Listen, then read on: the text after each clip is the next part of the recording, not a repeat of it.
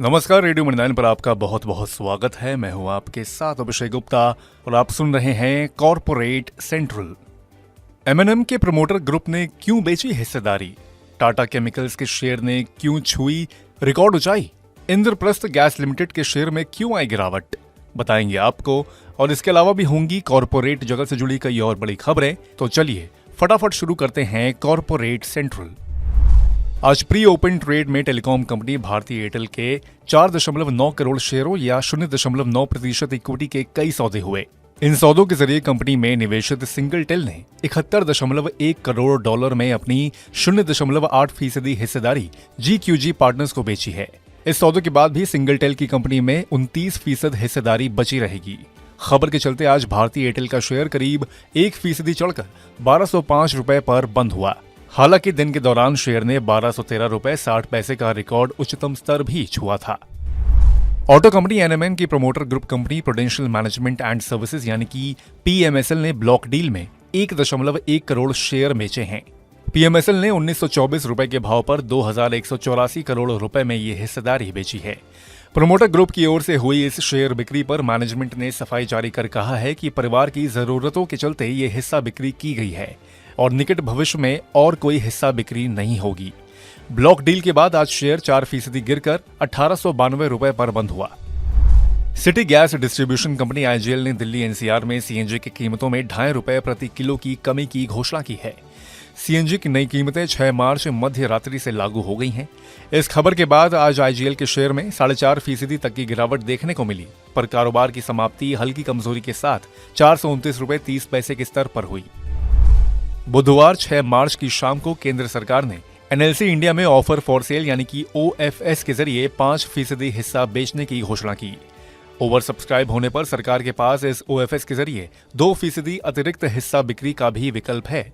इस OFS का floor price 212 रुपए तय किया गया है। आज संस्थागत निवेशकों के लिए खुला हिस्सा 2.92 गुना भरा है।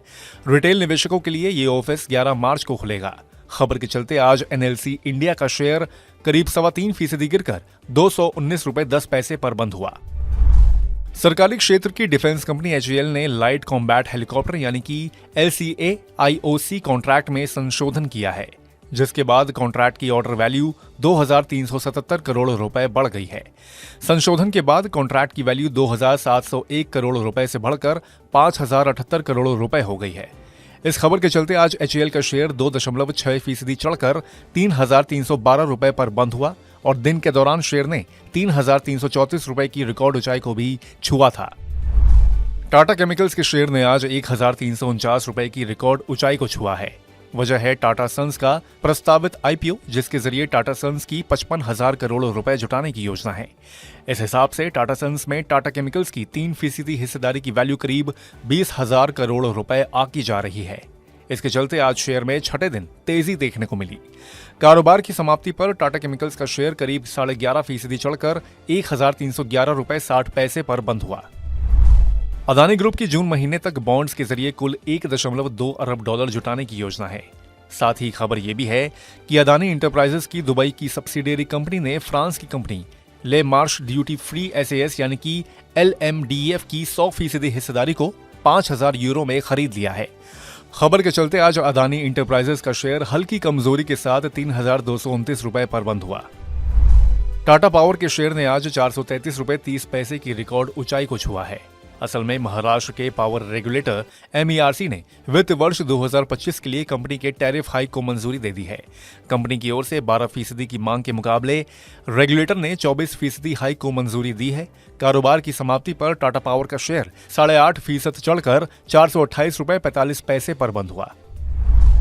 एविएशन रेगुलेटर DGCA ने फ्लाई 91 नाम की एक नई एयरलाइन को एयर ऑपरेटर सर्टिफिकेट यानी कि OAC दे दिया है।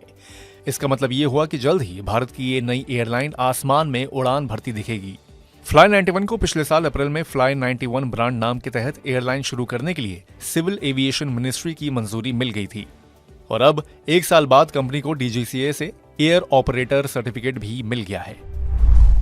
अब बात प्राइमरी मार्केट की। आज मुक्का प्रोटीन्स के IPO के तहत जारी शेयरों की लिस्टिंग हुई, जो कि दमदार रही।